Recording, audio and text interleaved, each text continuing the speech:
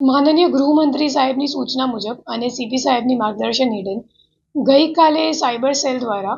કુસાડ આવાસમાં એક રેડ કરવામાં આવેલ હતી. એ રેડમાં જે પકડાયેલ આરોપી છે, જેમનું નામ પ્રવીણ ધાધલ છે, એમની પાસેથી એક 10 બાય 15 ફીટ ની શું કહેવાય આવાસમાં એક કોથળી મળી આવેલ અને આ કોથળીમાં તમામ બેંક એકાઉન્ટ અને કીટો હતા ઘણા બધા. તો એ મુજબ અમે લોકો જ્યારે કીટો તપાસ દરમિયાન એ સામે આવ્યું છે કે કુલ મળીને 150થી વધારે કીટો હતા અને એ તમામ કીટોના જે છે એ તમામ કરંટ એકાઉન્ટના કીટો છે અને જુદા જુદા બેંકમાં ખોલાવ્યા છે અને જે તમામ કીટો છે અને બેંક એકાઉન્ટ છે એના એનસીસીઆરપી પોર્ટલ ઉપર શોધ કરતા અત્યારે અમારે સામે જે આવ્યું છે આંકડો એ છે કે 46 કરોડ જેટલા સાયબર ફ્રોડ આ તમામ અકાઉન્ટોમાં થઈ ચૂક્યા છે અને આ તમામ કમ્પ્લેન્ટ દેશના જુદા જુદા રાજ્યમાં દાખલ થયેલું છે. એના સિવાય આ જે પકડાયેલ આરોપી છે પ્રવીણ ધાધલ, એમનો જે છોકરો છે એ પણ આ જ નેટવર્કમાં સામેલ છે. એ લોકો ઘણા બધા પંડરોથી ખોટી પેઢીઓ ઊભી કરીને કરંટ એકાઉન્ટ ખોલાવતા હતા અને કરંટ એકાઉન્ટ ખોલાવીને પછી એક વિપુલ ઉર્ફે અંકિત કરીને એક માણસ છે જે મૂળ મહારાષ્ટ્રનો રહેવાસી છે અને અત્યારે દુબઈમાં છે અને એમને મોકલતા હતા.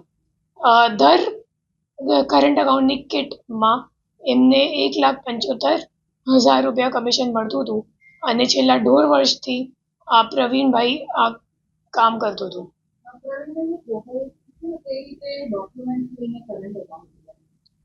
પ્રવીણભાઈ મૂળ બોટાદના રહેવાસી છે અને સુરતમાં 2 વર્ષ અગાઉ ડાયમંડ ઇન્ડસ્ટ્રીમાં કામ કરતા હતા. પછી એમની નોકરી જતી રહી અને ટેલિગ્રામમાં સટ્ટા વટ્ટાનું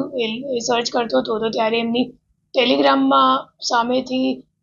વિપુલ ઉર્ફે અંકિતે એમનો કોન્ટેક્ટ કર્યું અને પછી એમને એક વોટ્સએપ ગ્રુપ પર એડ કર્યું અને વોટ્સએપ ગ્રુપમાં જે બીજા મેમ્બર્સ છે એમનો ડમી નામ એમ વિક્ટર અને કોબરા એમ કરીને ચાલે છે અને એ વોટ્સએપ ગ્રુપમાં પ્રવીણભાઈએ પોતાના દીકરાને પણ એડ કરાવી દીધું અને પ્રવીણભાઈનો દીકરો પણ અગાઉ ડાયમંડ ઇન્ડસ્ટ્રીમાં જોબ કરતો હતો, પછી જોબ છૂટી ગયો અને આ ધંધોમાં લાગી ગયા એ લોકો. અને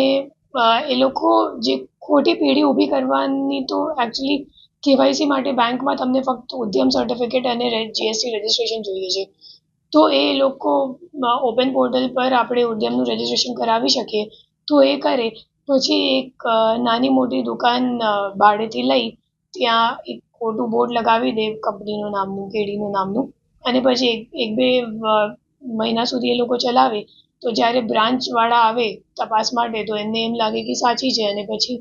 જ્યારે કરંટ એકાઉન્ટો ખોલાવી લે અને કીટો તૈયાર થઈ જાય પછી કંપની બંધ કરી દે અને પછી બીજા પંડરને અને બીજા પેન કાર્ડમાં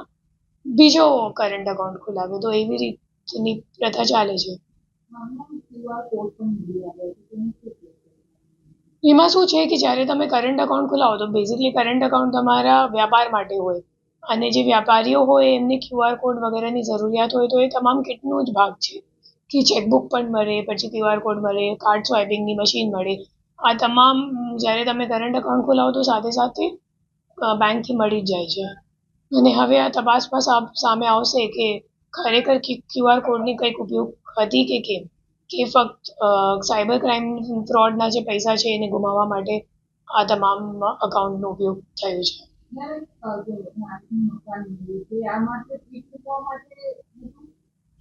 એમાં એકચ્યુઅલી કિટ સિવાય ઘણી બધી સાડીઓનો પણ જથ્થો હતો અને એમાં એક કોથળીમાં તમામ કીટો મળી આવેલ છે.